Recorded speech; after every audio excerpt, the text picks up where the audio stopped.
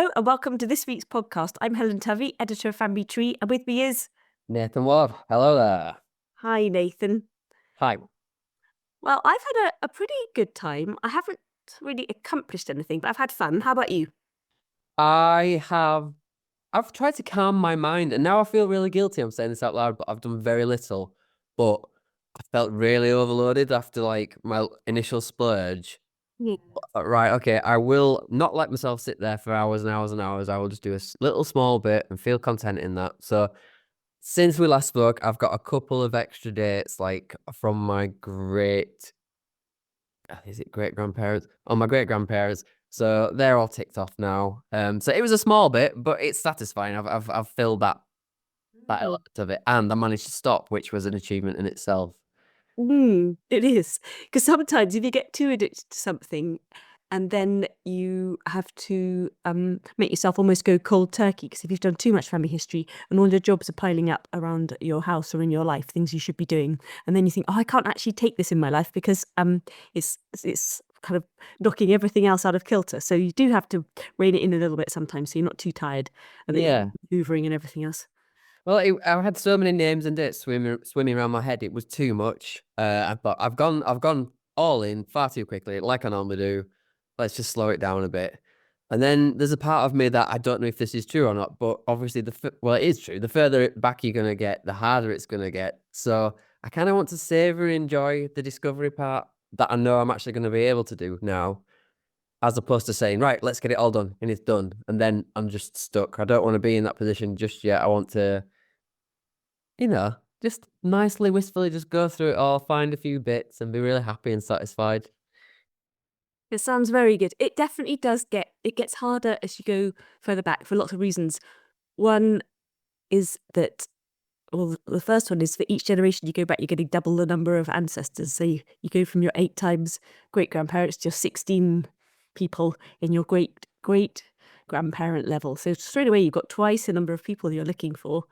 And then, as you say, your mum's living memory, she's going to have fewer clues to give you to. It's like little breadcrumbs on the trail. And when you go really further back, then the records can get harder to find. But you've got plenty to go at. So you look at the moment, you're in the thick of getting those birth, marriages and deaths.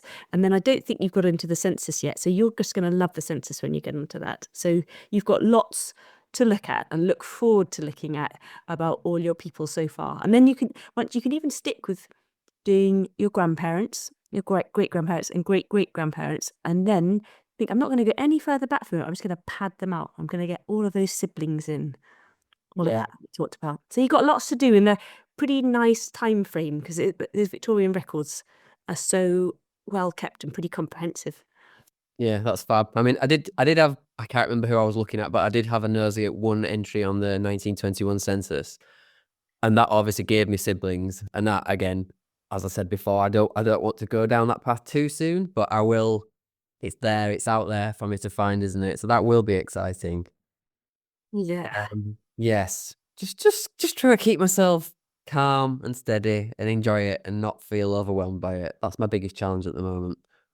Well, I think that sounds a good tactic. Shall I tell you what I got up to? Yes, so please. You remember what I was going to get up to?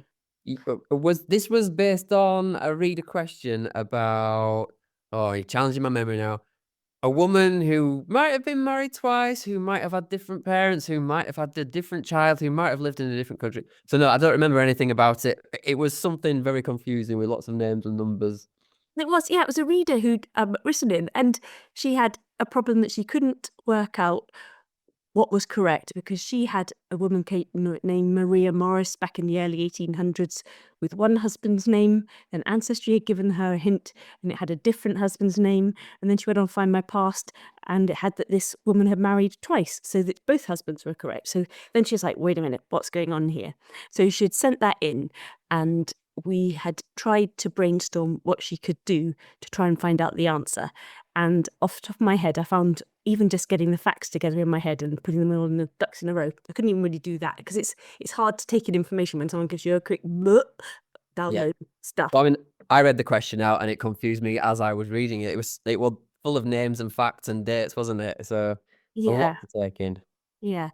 So I thought, right, I'm gonna just go about this methodically and see what I can find out.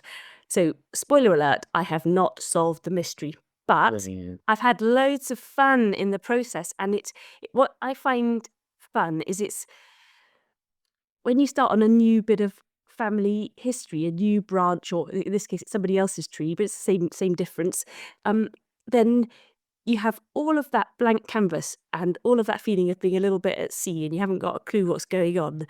And I love that, because then you have to be your detective hat. You're literally you're arriving at not the crime scene, but you're arriving at the scene and you know nothing. So you have to get really organised and clear-headed, or you're going to do the going around in circles thing, which we've already established over every single podcast. We hate going around in circles, and we love logging it on a research log, haven't we? So this is what I did. So I'll see if I can put. So if I'm sharing my screen with Nathan, which is no good to anybody listening to the podcast. But whenever I start a brand new bit of research, then I open up a Word document. I should really have made a template of this, but I've never made a template. So I just know the words off the top of my head. And so I type research plan. So I'm going to have two parts of my thing. I'm going to have the research plan, and I'm going to have the research log. So in my plan, I'm going to write, what is the question? What is it I'm trying to work out? So I try and write that down in as few words as possible, so I know the really precise question I can hold in my head. So I've got the research plan, which has a question, and then I have a goal, what I'm going to try to accomplish, and then I write down, what do I already know? So what is known at the outset? And I establish all of that in my head. And some of it can feel a little bit repetitive, but it just helps you clarify, what do I know? What don't I know? What do I know to which level of certainty? And then I create a family tree from all the clues that I have so far, because I'm a really visual person, and without a family tree, I am lost. So create a little family tree. And obviously on Ancestry or lots of the other websites, like Find My Past, for instance, My Heritage, you can create multiple trees. And so you don't just have to have, if you're doing it for a friend, for instance, you can have your own tree, and you can create a separate tree for them. So we've created one for this reader secretly on Ancestry. I've kept it private because I don't want anyone else to see it, because I'm just working it out, and it could be wrong what I'm going to work out. So I think it's nice to make it private. Don't want to be sharing misinformation any more than I can help. And then on my shopping list of things I'm going to do, I have a list of sources I'm going to look at. And so I'll just rack my brains of everything which might be useful. And so I haven't actually created the list yet. This is where I've got up to. So I need to create a list of sources. But when you're first arriving at a research question, so let's say you're trying to find a new branch in your family tree, or a new ancestor you want to learn about, and maybe they're in a different county you're not familiar with, or a different country, or a different era, or a different line of work, you have no clue. So this is my single best tip for getting yourself in the know. Well, there's two tips really, but this is one really good. If you're sticking with, we're banging on about Ancestry at the moment because you're on Ancestry and you're a new member to Ancestry, aren't you, Nathan? Yep. So is go to the Ancestry card catalogue. So you go to Ancestry, from the menu you choose search, you scroll down to card catalogue, and this reader, her ancestors came from Norfolk. So you just put Norfolk into the search field, and then it'll bring up a list of all the records which relate to Norfolk. Some of them will be too late for this reader's query, some will be too early, but you can then drill down and fine-tune to get a list of record collections. So like one collection, an example of a collection is baptisms for Norfolk between this date and that date. So what you're doing is you're drawing up a shopping list of places to look for the information you need. Can I just interrupt? Yes, go for it. So if you're looking for these records that you're naturally searching for, but also obviously if you are using Ancestry, it does give you the hints. Are they not one and the same, or is it the fact that there's going to be more that Ancestry doesn't pull in? They're completely and utterly different ways. It's a completely and utterly different way of working. So there's a few different ways you could go on Ancestry. So you could go on Ancestry, you start building your tree, you look at the hints that appear on your people on your tree, you click them, you see what they're suggesting, and you go yes, no, maybe, and so and you behave accordingly. Another way, you go on Ancestry, you go to search, and it has the big main search field, and you pop in your ancestor's name, and perhaps if you know their date or place of birth, pop in a few key details that you have, press search, it'll search all the millions and millions, billions of records that it has, bringing up all the people who match and roughly match those search terms. And so you are doing such a big search and you're completely out of control in both of those two situations. I think I'm going to sound like a real control freak now. So the first one, the hints, you're at the mercy of what they decide or don't decide to hint to you. And what they hint to you may or may not be your correct ancestor by that name. Yeah. With the big search, you go in, you put in the details that you have, you press search, boom, and all these records come back from all sorts of time periods and all sorts of people with different husbands and fathers and wives and daughters and sisters, because they've got the same name, but that's where the similarity ends with your ancestor. Obviously, some of them are going to be exact matches for your ancestor, but a lot of them aren't. Or you do my way, which is kind of old school, and it's not an easy win way, but it's a really good. You like being calm and methodical because you know exactly what you're doing. So you've gone to the card catalogue, and basically that's a list of all the thousands of record collections that Ancestry have. You know, you only want to look at the ones that are relevant to Norfolk. So you put Norfolk in, boom, you've drilled down. Out of the thousands of record collections, you've just got 30. You know that you're going to be looking in the early 1800s. So you can either scan your eye and find collections of interest, or you can filter just to get the right period. And so you've controlled the search. And then you go, right, I'm going to look at these baptisms for Norfolk, which cover the date span of the early 1800s. Go wider than that, but it doesn't matter. You click on that, you've got a link straight away. You can copy that link into your research log and you can copy the name of it, so Norfolk baptisms, whatever the date span is. And so you know exactly what you're searching. And then you can put in your search terms. So you can say, I'm going to search for Maria Morris, born in 1817, plus or minus 2 years, find how many results I get. And so this is the thing of the don't go around in circles. Then you know exactly what you're doing. You know what you search for. If the phone rings or you suddenly remember something, you have to leave your search. You know exactly where you were and you know what you've tried. So you don't keep trying the same thing with the same useless results. And then you can go to another collection. Yeah. And so it's just so organized and it's so peaceful. And you've out of your search, like let's say you put in the big main search thing on the main search field and just went ancestry, how many Maria Morrises have you got born in 1817? It comes out with all these ones born in Mexico and everything else. Then which aren't relevant to you, if they aren't relevant to you, then you've got rid of all of them because you're only looking for the ones born or baptized in Norfolk. Yeah, that's fab. It's really good, isn't it? I love it. Really nailed it down. I would never, ever bother doing any other searching where I always go to the card catalogue. Well, not so light. Sometimes I do the other way, but I just love the card catalogue way because it's organised and calm and you can log it and you can experiment. You're in control. You're in control and you know what you're doing and you're the detective on the case and you don't want to just be like flailing around, do you? Like, yeah, you want to have a plan and you're acting on the plan and and you're ruling in and out possibilities and yeah. Yeah, I want all the facts, all the correct ones. Yes. Yeah. Yes. And when I've waffled on before about how important it is to know whether there are other possible contenders going by the same name in the same place, which is such an important thing because so many people, we all do it. We think we've got the right Maria Morris, and then we realise, oh, Maria Morris is a really common name in our ancestors' town, and we've got the wrong one on our tree, and we've collected all the wrong one's ancestors. So if you've researched this way, you know whether you get a real feel quickly for how many other contenders there are. So, and this is another thing. So I've accomplished nothing. I found out nothing, but I've made a really organised plan and a really organised start. And the reason I haven't found out anything is because I can't find Maria's baptism in the Norfolk collection so far. And I've experimented that a little bit. And I've written a little note what I need to do next time. Because this is only within the last week and I already would forget what I have to do. So what do I have to do next time? Oh, yes. So I found Maria's parents and I found 3 possible burials of somebody of Rebecca, because I'm wondering whether she died. So then I need to log all these place names I'm finding on a map, which is another useful tip. Because if you don't know the area, I don't know Norfolk very well. No. If you don't know the precise little place names, they could be one little village next to the other little village, couldn't they? With two different names. So I think they're two completely different people.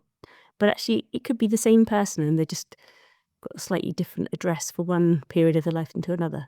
So I just need to learn all of this. And that's things all of us have to keep learning this, every single new little branch of our family tree that we do. So I kind of felt like a newbie again, but it's kind of what you have to do every single time you start a new little bit of research. Yeah, I like it. It's quite intriguing, isn't it? It's just a little mystery for you to solve. Yeah. Yeah. And it's fun and you spot other things and it just makes you makes me better at doing my research because I have to be methodical. Yeah. I mean, this log that you just showed me now, it looks really methodical. Mine looks like a right mess in comparison, I have to say. Yeah. I'll send you my little shopping list of what I do. The little Thank you. Well, I might have to use this for when I solve my mystery of Auntie Mildred. Yeah. I mean, the bad thing is about mine is that it can make you be like spend far too much time being far too cautious and far too methodical, and you could accomplish it much quicker another way. So my last thing is perfect, but it makes me feel very calm. Yeah, well, that's good. If you believe in your facts, it does help you, doesn't it? Yeah. Like like for me, if I can cut off at my great grandparents and know that everything about them is correct, Mm. that's a comfort zone, isn't it? To then carry on afterwards. Whereas if I'm like, oh, there's a little bit of a grey area there, you're always going to be wondering, Mm. have I gone wrong somewhere? I might Mm. go off on a tangent, like a wrong tangent. Obviously, I'm going to go off on a tangent. It's just whether, is it the right tangent to go on or a wrong one? Yes, yeah, we don't want to go off on wrong tangents because that is a bit dismal. Yeah. I mean, for lots of us, a lot of the time, then doing our family history, this feels like a nice little reverie or a nice little exercise. But there's sometimes with family history, then what's the word? It really, really matters, and um, it's not a matter. It's not just a matter of kind of light-hearted interest. Remembering the people who've come before us and making sure that their stories are researched thoroughly and accurately and their record isn't forgotten is really, really important. And so, like right round at the moment, we're coming up, we're late January, and so that's Holocaust Memorial Day, and then so through this year, through early 2025, we're going to get lots of anniversaries from the Mm. Second World War. The 80th anniversary is the end of the Second World War, and that feels it's really poignant. Partly the Holocaust history, and then partly even just ordinary British family history, that 80-year period, because all of those people, when it was the 70th anniversary and the 60th anniversary, we had those living relatives around, but now all my grandparents, for instance, have passed on. So we've Yeah. lost that living memory thing. We're now at the age where, for many of our families, it's up to us to carry that on. The people who lived through it aren't here. It's only going to get remembered if we remember it. Yeah. I think I've said before, I'm quite intrigued to find out some stories, some war stories, or the placement of my family within the war because I don't really know anything. I've said before about this one. I'm sick of saying it. This one person in a tank. That's the only story I've heard. But even in my research for what I found out, there was a marriage certificate for, again, all the names escape me right now. But anyway, there was a marriage certificate for a couple getting married. He was 24, she was 21, and both fathers were deceased. They got married. So I'm thinking that is war related. So there's then Potentially. going to be stories to find out there about what happened to them.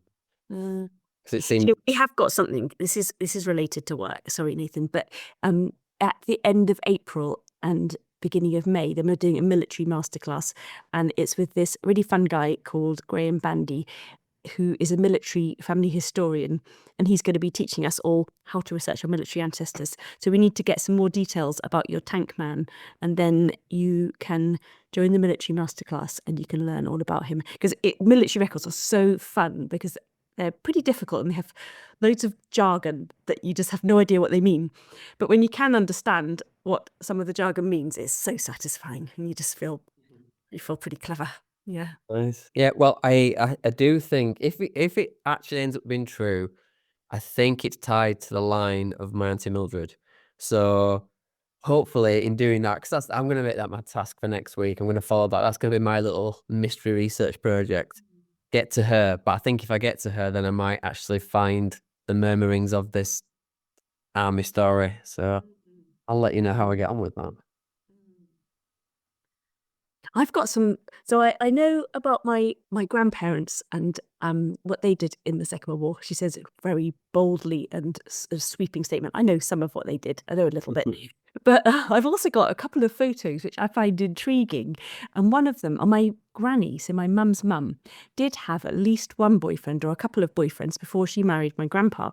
And she married my grandpa in the summer of 1946, and he came back from from Burma. He was a Japanese prisoner of war in Burma, and he came back, I think, quite late. Like he had to stay out there for a few months. They had to feed him up because he was in a really bad way, and then he was well enough to travel, and eventually he came back to England. And I think they got married within quite a short time frame of meeting each other. Anyway, before that, she had a few boyfriends. So I have these random photos in my family photo collection of, there's one guy called Peter, and he looks really smart. And I think he's gone to Buckingham Palace to get some sort of award. And I think he might be an old flame. And how do I find out this? And should I really? Is it just too nosy? I don't know. That was really cool. That was really interesting.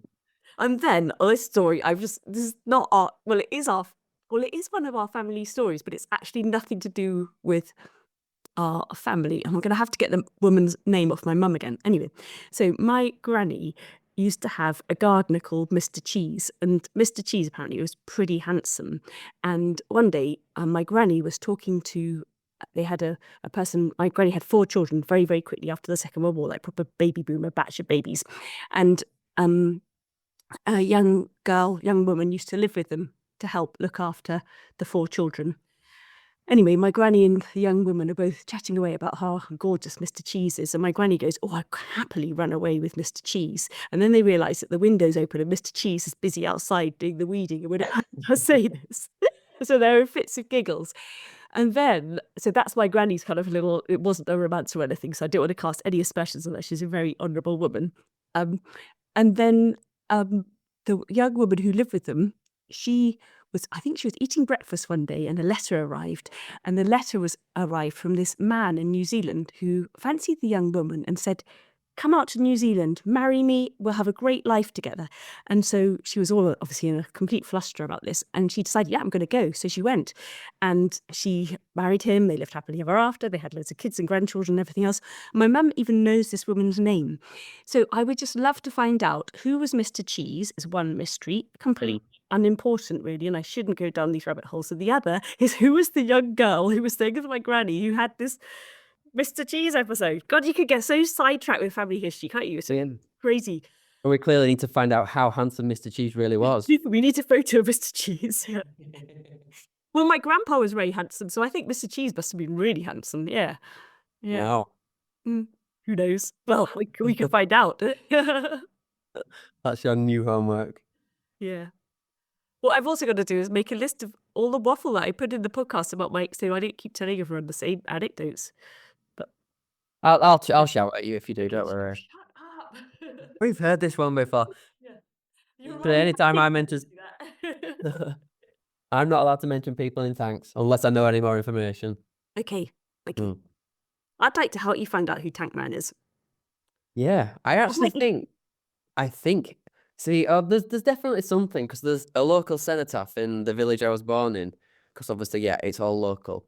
And I think his name's on there. So You are so close to finding out a lot. Then there's something going on. Yeah, it's funny how all this stuff comes back to me. Like I hadn't even thought about this Auntie Mildred until this random daydream. And now, as we talk, all these little bits of my childhood are coming back to me, and it's like I've run past that cenotaph almost every day. I should stop. I'll stop and photograph it next time I go by and see if I can find his name. Definitely. And it's one of these really sad things that if an ancestor died in the First or Second World War, that is obviously a tragedy. But from a family history point of view, it makes them so much easier to trace. And so straight away you can find his name on that war memorial, and then you can look on the Commonwealth War Graves website.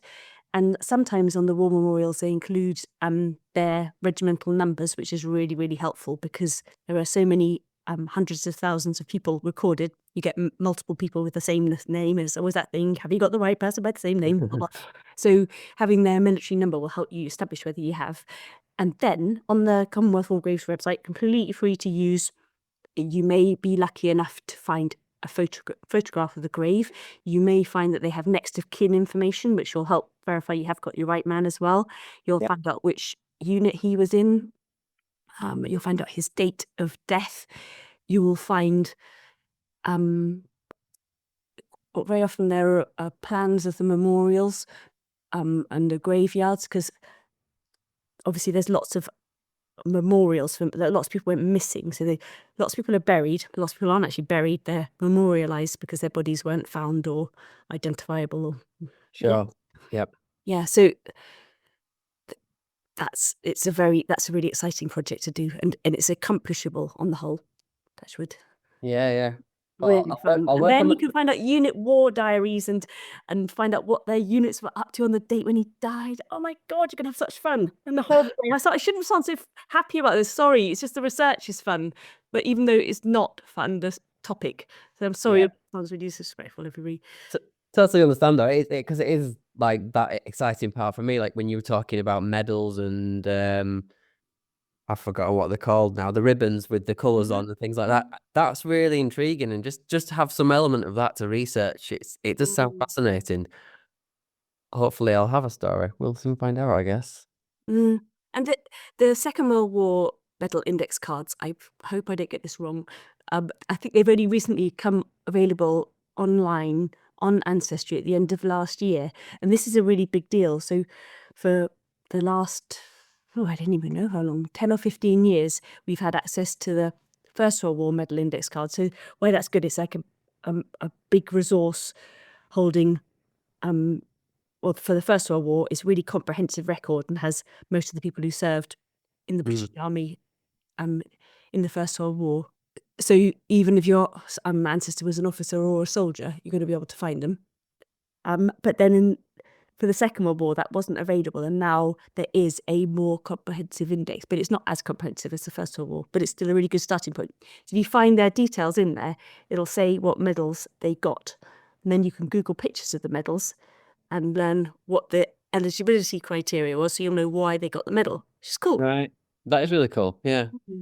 Something cool to trace back. Sounds like I've come to it at the right time then. Family Tree is here to help you. Yeah, we are. We've got a really good article going in by the same guy, by Graham, in the May issue. He's doing this masterclass. Oh, and you'll be working on the workbook, Nathan. So you're going to be really intrigued when you work on that military workbook. Because he has all the tips about like decoding the documents, and when you get the family photo, what does this mean? Like how you can spot the little clues of the buttons and the cat badge and all that. You'll be paying. It was going to take you ages to design the workbook because you're going to be so busy getting sidetracked. I've never seen Nathan so interested in this magazine before.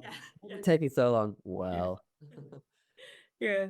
I can definitely tell the difference though. Like when I am working on the magazine, I suddenly like obviously I read through it and I work through it, but now things actually make sense to me, and I'm like, oh yeah, I've been there, I've done that, yeah, and it's fascinating. It's like, oh, this could be really useful. And now you know why I always go, the screen grabs have got to be legible, Nathan, because people will be able to know what you're showing them. I appreciate it much more now. Yes, they've got to be readable. So they might look like a boring old screen grab, but they're saying something really useful. So, Nathan, we've been talking about all sorts of things to do with records, and you definitely, to me, from when you shared your research with me, I think it's shaping up pretty well. So how long is it before you think you've got enough information in your tree that you're going to go back and revisit your DNA match list and see whether you can make any more sense of your match list by looking at the details you've got in your tree, looking at your matches trees and seeing if you can get any clarity there on how your matches are related to you? To be honest, the linking of the two still confuses me a bit. I understand like the generational aspect of it, like you've discussed before, but I don't understand my need to do that, if that makes any sense. Okay. I guess I probably want to complete my great greats, Okay. 'cause then I think I'm going to start. Oh, I think it'd be fantastic if you could do that. Yes. You reckon is that Yes. viable? Do you think get to that point and then look at DNA? Yes. So I do really enjoy DNA, but for me, traditional family history is I prefer it to DNA. So I'm like, take as long as you want with the paper records, and then because it's never going to be a waste of time, and it will serve you so well when you go back to do your DNA. So it's fine. You're not wasting time. You're not wasting opportunities by not doing your DNA. You're building a really strong bed of knowledge so that your DNA will be much more fun and much more your matches to be much more intelligible to you. Yeah, I mean, if I'm perfectly honest, obviously my jumping on point was DNA, but if I'm honest, I'm still having a massive sulk about it. This week I actually sulked about it more than when I actually found out. So I was watching a bit of The Northman. Have you watched that film? No, no. It's about a Viking type chap who gets captured, and then it's a revenge thriller, but done in a very Nordic way. It's brutal. It's quite violent. But anyway, it made me sulk quite a lot whilst I was watching it that I'm not a Viking. So then I went on to my DNA matches in case it had changed. Obviously, it hasn't changed. And then I went on to my traits, and I've looked at some of these traits, and I've decided they're all wrong, and therefore my DNA is wrong, and I am a Viking. So yeah, I'm having a little sulk right now. But these traits are just crazy. It all ties into my running as well. I'm an avid runner, if anyone has guessed that, because we talk about it occasionally. But it says things like I'm not good at endurance running. I'm going to sulk about that because I am. And then it says I'm more likely to be fast. And or does it? I can't remember which one it is. Anyway, it's just all confused, and I just don't agree with it. All these traits are wrong. There, sorry, I'm sulking. That's okay. I mean, that kind of makes sense because you're going to have some traits. So with endurance, it could be that I think you do look like a runner, but in a different circumstance. Say somebody could not be naturally an endurance runner, but they score highly on pig-headedness, and so they are an endurance runner. It could be that sort of situation. I think to be a runner, you have to be stubborn anyway, don't you? So it's just one of them said I'm less likely to be able to run long distances, and I'm less likely to be fast. And I'm like, I can do both of those things. Runner's high. I'm less likely to have a runner's high. Maybe that's true. Spicy food. It says I'm less likely to like spicy food. I do like spicy food. I might not be able to handle it.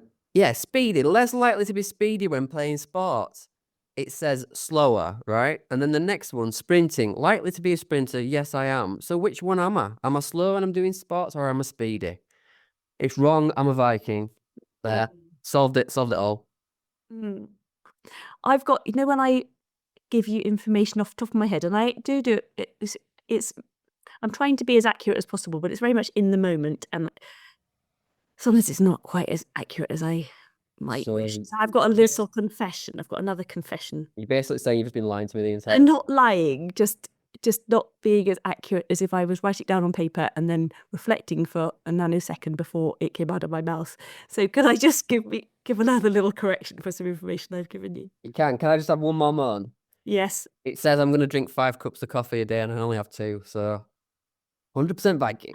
Carry on. Carry on.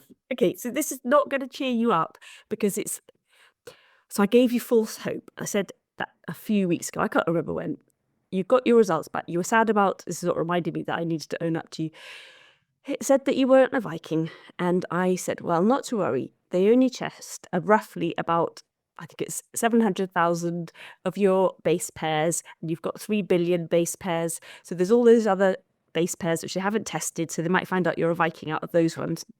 But even at the time when I said it, I knew it wasn't really true what I said.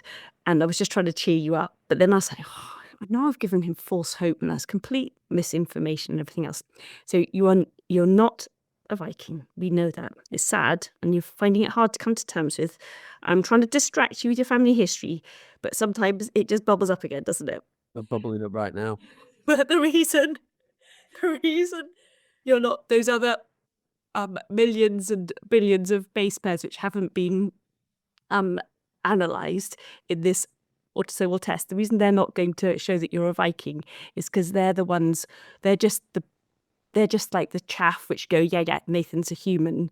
And so the autosomal tests test the segments of DNA which are going to be able to be genealogically helpful and fine tune how we're all related to each other. So it ignores the things that distinguish me from a banana, basically. That stuff. That's precisely what it does. Yes. Somebody was saying that the other day. This is the third conversation I've had about banana now in the last week. Because so somebody said to me that they're going to do a talk on that, and then somebody else mentioned it, and now you've mentioned the blooming banana. Yes, because it's 99% similar to banana, but we're only 50% similar to our kids. Work that out. Yeah. Yeah, that's why we all. I'm sure there's like some sort of amusing analogy there, but I didn't go that way because it involves like peeling skin, whatever. Anyway. Yeah. So we're not going to cover that. We'll let the other people. I think it has been covered probably on. Anyway, well, other people cover why you're 99% similar to a banana. I am not a banana. Yes. You're very similar to a banana. Oh, I'm closer to a banana than I am to a Viking. That's really upsetting. Yes, you're more banana than Viking. Podcast name sorted. Oh. So I'm torn between two things what I'm going to get on with this week. I am going to carry on having a bit more of a methodical rattle through with this reader question, Maria Morris, and then I'm going to hold my hands up and I'm going to stop hogging Maria's question. I'm going to send it off to a proper expert who can answer it for in the magazine. So you do this really cool reader research service where you don't send everyone's questions off, but we send off selected questions to experts and ask them to help, and we publish it free to the reader in the magazine. So at the rate I'm going, I'm not making headway. So I thought I was going to have I thought, how hard can it be? It's hard. Mm-hmm. Well, of course, otherwise you wouldn't have written in, would you? So I'm torn between that and also my own family history. I need to do that. Yeah. Yeah. Do your own stuff. Do my own. Yeah. My own. Sort out my own problems. Yeah. And you've got your Auntie Mildred. Yeah, I think it's time for the mystery of Auntie Mildred. I think it's going to, 1, let me know who she is. 2, test my new research skills, see if I can find the right path. And then 3, hopefully set me up for some military stories. So maybe I can attend that webinar. Find out a bit more. Sounds really good. I can't wait to hear what you find out. And just let me know in the meantime, like ping me a message and I don't mind trying to help you. Really? I don't want your help. You always keep getting things wrong and then ending up later. You keep lying to me. That's not true. Yeah, no, I literally had to stop myself from texting you about 11:30 at night the other night. I was like, oh, I'm really excited about this. I'll send Helen a message. And I'm like, she doesn't want this now. She has to deal with me at work anyway. So I managed to refrain. I don't mind. I do really like military research. I do really enjoy it. Yeah. Cool. So I'm happy to try. Cool. Well, fingers crossed I'll be able to get to the point where I'm at the research stage for that. That'd be cool. Okay, and we'll reconvene with some cool new facts next time. Yes, or as I'm now learning, lots of lies. Yes. Some lies, some question marks, and a few facts. I better go and drink 5 cups of coffee now, I guess. Yes, yeah, prove one of your traits, right?